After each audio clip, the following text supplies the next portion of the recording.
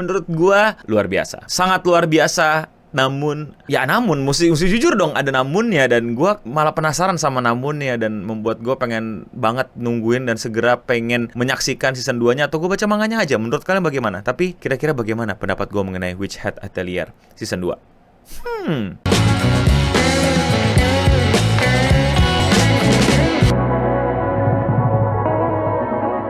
Togari Boshi no Atelier atau Witch Hat Atelier. Dan gue baru tahu arti atelier itu apa sebelum bikin video ini. Kayak gue pikir atelier itu artinya topi mereka, karena ada witch hat, jadi topi sihir penyihir yang melingkar gitu. Tapi ternyata atelier itu artinya workshop ya, dan itu lebih pakai bahasa Prancis daripada bahasa Inggris. Dan langsung aja gue segera nontonin, gara-gara lu pada dari kemarin pengen banget gue nontonin. Gue terusin dan selesai 1 season.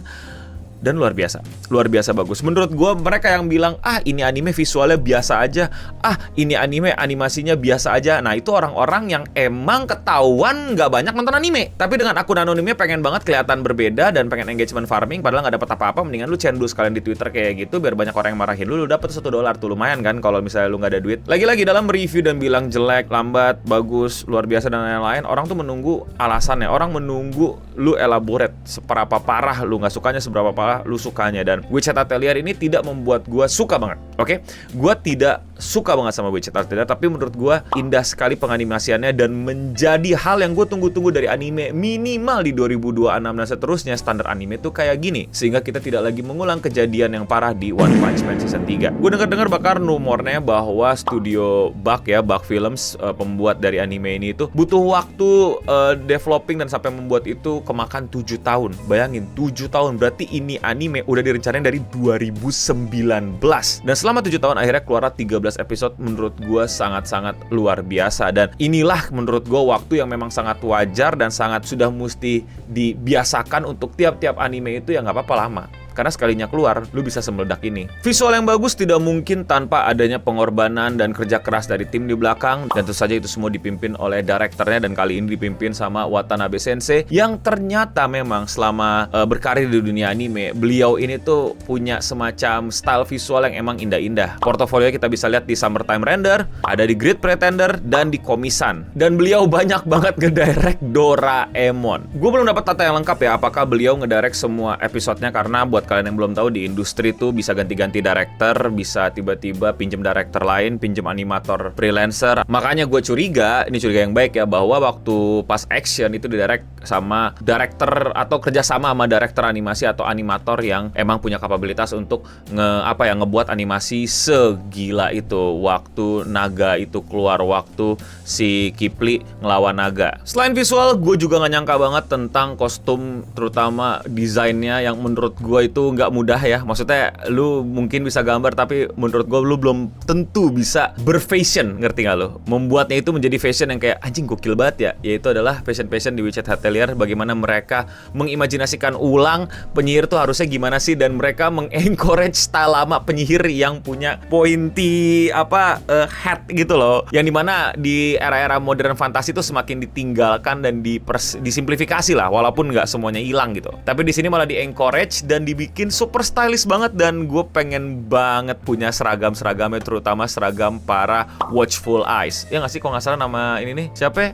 Penjaga-penjaga polisi-polisi penyihirnya tuh kayak anjir keren banget. Kayak apa ya, gue ngeliatnya kayak paladin full magic, tapi juga ada tankernya gitu loh kalau di imajinasi fantasi gue. Tapi semua tetap balik ke sistem magicnya. Nah di sini yang sebenarnya menurut gue poin positif, sekaligus juga poin yang bikin gue agak sedikit mulai mempertanyakan gitu. Pertama, gue suka banget konsistensi logika magicnya. Yang ini nggak bisa gue dapat di anime favorit gue yaitu Frieren, tapi di sini sangat konsisten dibuat untuk bagaimana magic bekerja. Di Frieren ya gue ngerti, gue paham penjelasan lu, magic itu imajinasi dan lain-lain, gue paham. Cuman masalahnya adalah lu nggak bisa menggunakan sistemnya. Sedangkan di sini lu bisa pakai sistemnya di dunia nyata, tapi ya magicnya nggak keluar. Tapi lu paham kenapa yang ini works, yang ini nggak works. Mesti ada sigilnya, mesti ada panahnya, mesti ada lingkarannya dan lain-lain. Itu menurut gue keren banget, dan bahkan gue penasaran banget gitu. Dari situ bisa keluar kombinasi apa aja. Dan diperlihatkan tuh bagaimana magicnya bisa semacam digabungkan ke pedang, digabungkan ke baju, digabungkan ke sepatu. Itu unik dan menarik banget, dan menurut gue anjir itu bukan sekedar membuat manga buat gue, itu membuat world building yang konsisten, yang sesuai sama rule-nya, dan gak tiba-tiba muncul haki. Nggak tahu sih ke depannya bakal muncul apa enggak, but it's really interesting. Bahkan gue juga penasaran bagaimana Magic terlarang bekerja seperti yang akan dilakukan sama para antagonis di series ini. Namun itu juga yang gue sayangkan dari series ini, karena di season 1 kita lebih banyak diperkenalkan sama feelings rather than logic. Dan itu nggak masalah buat gue, itu preferensi aja. Dan menurut gue works itu. Banyak orang yang benar-benar menikmati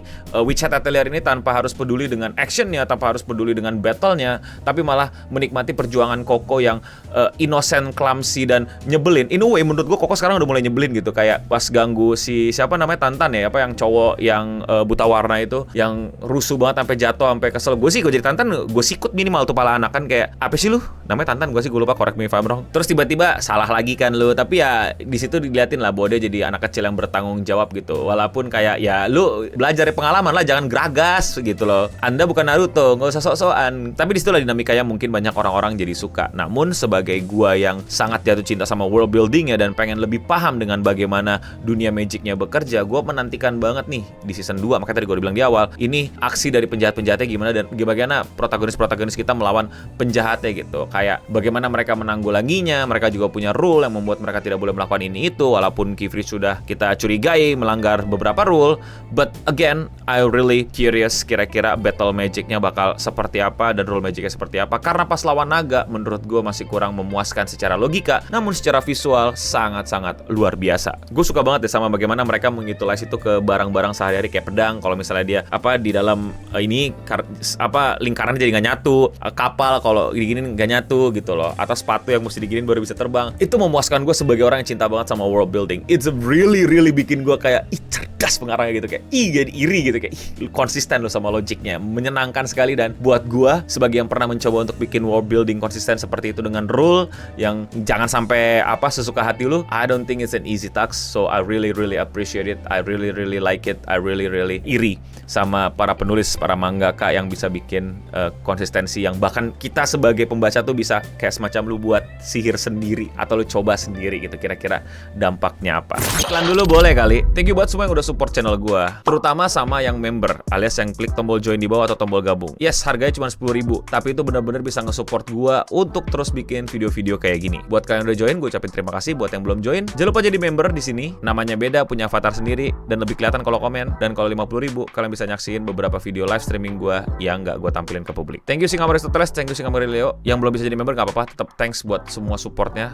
like, comment, subscribe, dan lain-lain, atau sebarin video ini atau di klip juga boleh. Now back to the video. Honorable mention buat gue, episode terbaik justru malah bukan pas lawan naga atau pas adegan si Paladinnya pada datang ya, Watcher Eye-nya. Gue sangat-sangat suka episode terakhir, bagaimana mereka menggambarkan kisah Tartah di situ yang very thoughtful untuk dibuat, untuk didirect. Kalau lu sadar tuh bagaimana perlahan pada saat si Tartah berusaha untuk menemukan obat yang dibutuhkan, pelan-pelan tuh cahaya kayak menyinari topi sihirnya, is symbolism yang harusnya sangat mudah kalian baca. Really thoughtful, yang bener-bener gue kayak anjir dibikinin sampai kayak gini. Terus bagaimana keindahan ketika magicnya berhasil, dan beberapa kali kita melihat adegan-adegannya, kita dapat bagaimana orang buta warna di anime itu, di dunia itu, melihat dunianya gitu loh. Bagaimana itu semua menghalangi mimpi dia, bagaimana itu semua membuat dia menjadi merasa terbatas dan tidak bisa ngapa-ngapain dan nggak tahu mesti gimana, sampai akhirnya ya karakter utama kita memberikan pencerahan tentang reverse engineering